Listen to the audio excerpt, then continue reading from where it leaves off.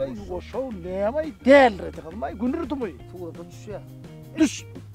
Sesi düşüp bolyan razı uğratav bağır. Yukarıda. Yukarıda.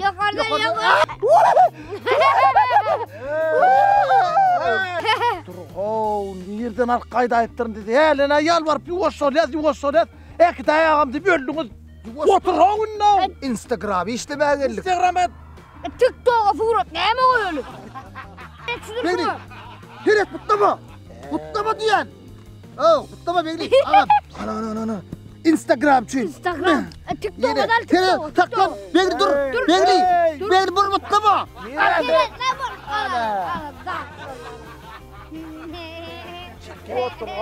Oturun neyim? Ana.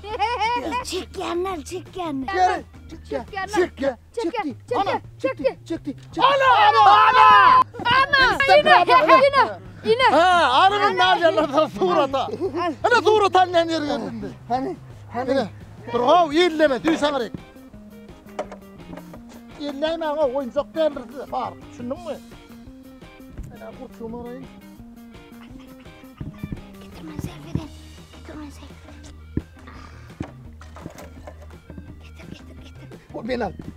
Minal. Arhaval. Hey, vasrak kol.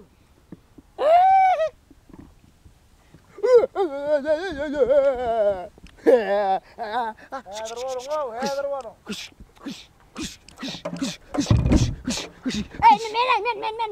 Men. Ya elim alacak o. Yedim var ya.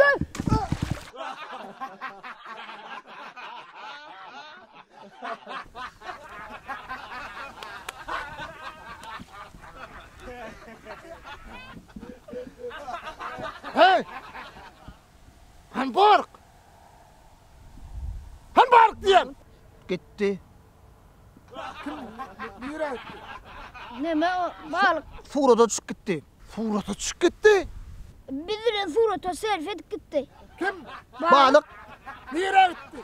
Beylekilere ait bağa. Reklam etmeye gitti beylek balıklarına. Hey, kime reklam etmeye gitti? Beylek balıklara reklam etmeye gitti. O ne reklam ediyor o böyle kulakları? O neme o. Bunlar balık tutmaya gelmeyenler Tuğrata düşmeye geliyor deyip. O Tuğrat'a uçmana gelecek dediler.